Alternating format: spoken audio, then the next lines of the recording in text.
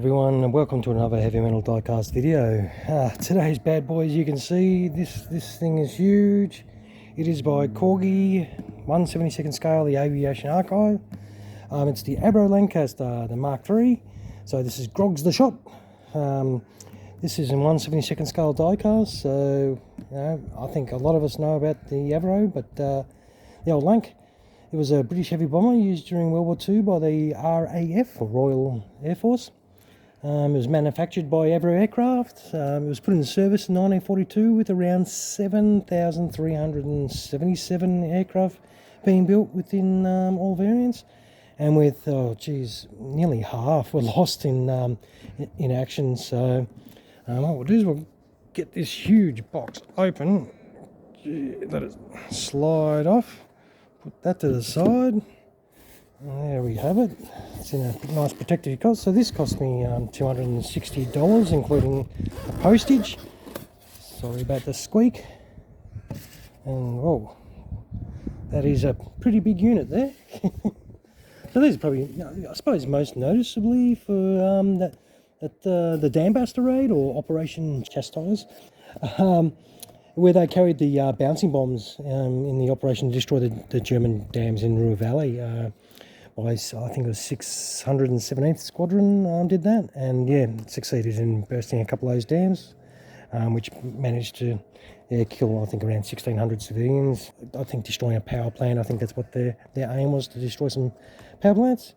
And I think 19 aircraft were used in that special assault, with 8 being shot down. So mainly these were used in night bombing raids throughout the war, where the American bombers were relegated to the more accurate daylight bombing. So we'll try and get this beast out. These were retired from service and by war's end, or a couple of years after war's end, I think in 1947. Oh geez, this is heavy.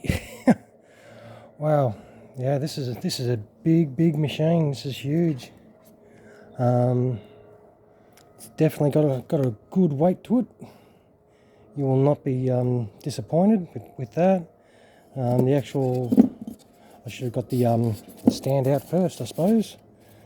So that's all metal construction, and it does come with a nice cradle as well. The usual sort of large, for large aircraft, nice little cradle to hold the weight, because this, it doesn't show in the video, but this thing is quite heavy.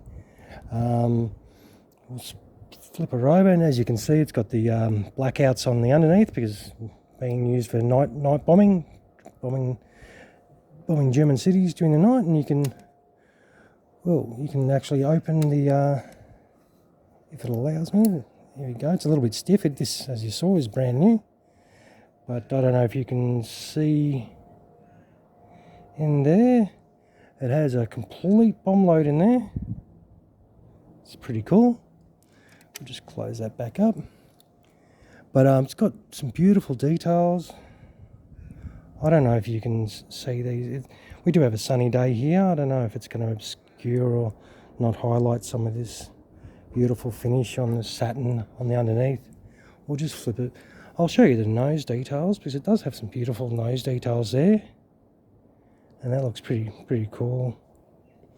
It does have crew members in their relative positions. Also, in the little turrets as well, there's a little crew member in there. I'll try and show you some panel lines and get a good detailed look at that, because this is a fantastic rendition. And it's massive. You can see the size of it. I'm trying to be delicate. It's got some little bits and pieces that are delicate, so you've just got to be a little bit careful. But that's the main thing. It's got the tail. There's a little guy in the rear there. I'm just trying to think if those guns are damaged, but no, they're just sitting in there. That all moves and manipulates. We'll just have a look at the front. Hopefully I'm keeping it in camera and not too out of focus. It's just that it's quite large, and it is pretty hard to sort of hold. Sort of trying to hold it out here and so you can see it. I mean, as you can see the size of it compared to my hands, this is a very large unit.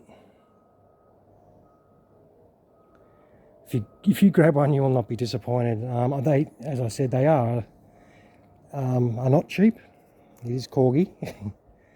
It is not a cheap endeavour to buy one of these, but it's sort of worth it for me. I like it. It's large. At least you're getting some sort of value for money. I've paid sort of similar prices for some others, and which are like half the size. So if you're looking for size and value, this is a good one to buy.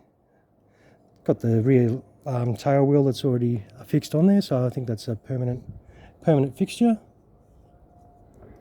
And what I'll do is I'll put it on the cradle. Better make sure that's in properly. And so the cradle most likely would just sit like so. It does have a variance if you want to have it moved, and then you just plonk it on there so it can angle out. That's it. This is, yeah, it's quite large. I don't even really need to zoom in on it. You can see the size. You know, look at my hands.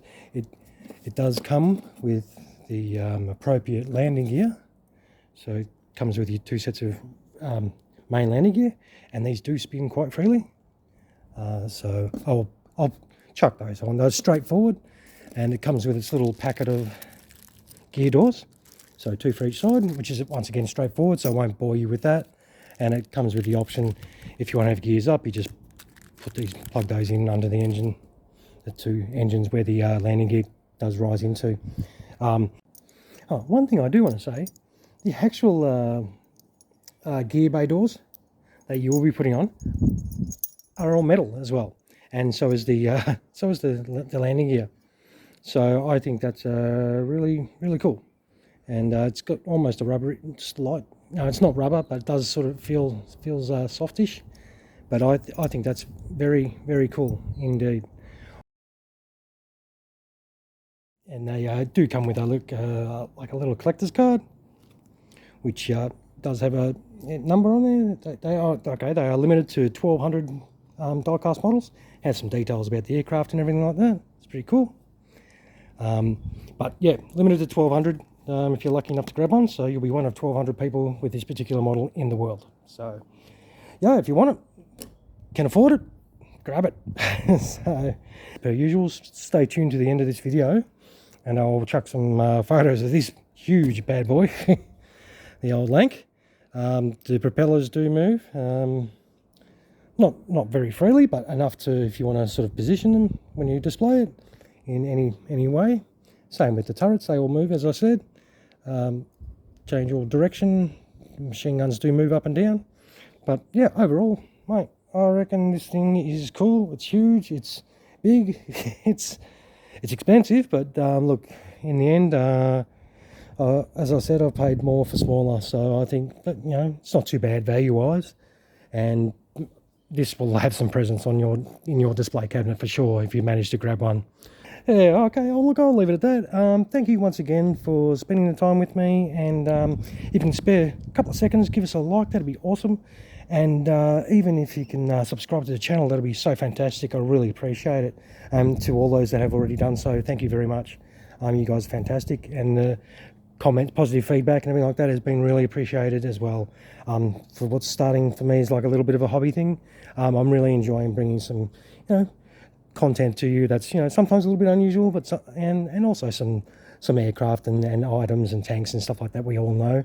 But I'll try and bring some strange things here and there and common things. So I'm trying to be as diverse as possible with all different types of stuff, and hopefully, you guys are enjoying the content. All right, I've waffled on enough. Thank you very much, and you guys have a great rest of your day. Cheers.